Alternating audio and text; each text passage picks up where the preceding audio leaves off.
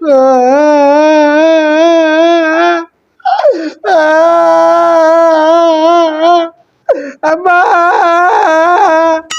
Amma, Amma.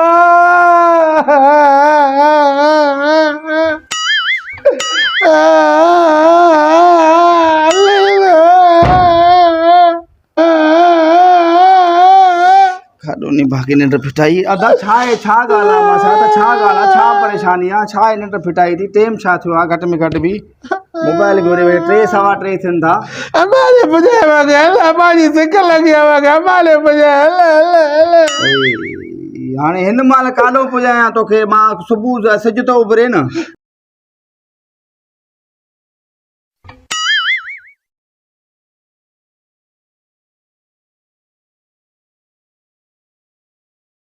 पुजाई तुम न सुबुह आले बुझाए न मगे चोले छाते हलूं पंद्रह जो टिटी लीली कलाने टिटली वो अभी हां ड्राइवर सुम्या पे आंदा मालिक भी सुम्या सुबुह सिज उभरे थी 7 बजे पुजाई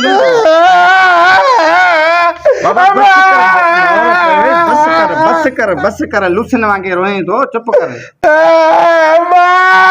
यार रात जो 3 दिन ताई निंड पेटा था अदाई मासा ता सुबुह पुजाई तो मां घर मां यार पाड़े जो ख्याल ते कयो नहीं यार हाणे असां हथ ता बधू हाणे चरे के छा कया बधा बस कर पाड़े वाला माण्हू उथी आया न अरे कामन मगे बुझाए दे जो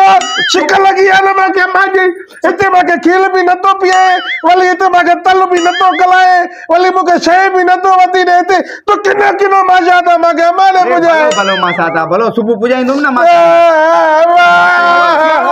यार बस यार हाणे ता हमारे बुझाए अल्लाह कानो यार मासा ता मुंजो फिर यका गोलिंदो ते शिकार पुरो सखर यका वरी कल शिकार को मिला दो मामा हमारे बुझाए हमारे किना बस पुजाई तो मां मासी दे यार 3 थिया आले आले बुझाए ल मगे जो पुजाई तो मां ने के ता पाड़े वारन के भी तंग कयो आ रात जो वंजो रण लगो हमारे बुझाए मासा बस कर मासा ता पुजाई तो तो के सुबुह अरे बस कर यार फांसी वाली के सुबुह सिजो तो पंजो डी आई है ऐसा मुझे ऐसा छोकरन जो निंड्रू हराम कयो थे यार बिल्कुल कयो दे मामा यार असल में सुबुह अल्लाह माने मगे पुडायो न टोनो पुजाई तुम सुबुह पुजाई तुम तो के सुबुह मगे आले मुके इतले आने पुडायो मगे माने 3 बजे खाना जानी मुझा बा मुझा बैबले किलो पानी पीने जरा हमारे बुझाए आले दिस गर्मी भी आए सुबह तो के मां पुजाई दूं ठीक है मां तो फांसी मगे आले बुझाए मगे आले अच्छा तो फांसी बरसात करे दिखाए बरसात अगाते तो मी वते काते अपल चात मां एडी बरसात लइना ने तू चंदे क्या बात है हाला अपल चात मडी चा काते कोते वसंदी असा दे ने अडिचा वते डिचा अपल चात वली ते तू चल काट इनी मछते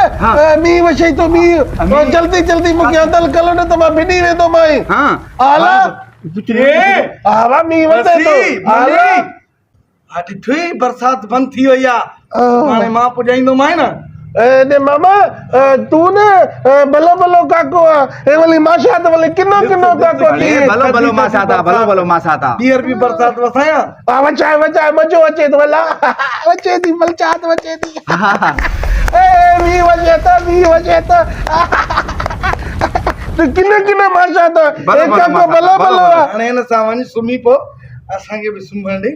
सुभाणे मां वठी हल दो माए अल्लाह हां पक्के कुरान मस्जिद में अल्लाह ने ठीक है ले तुमा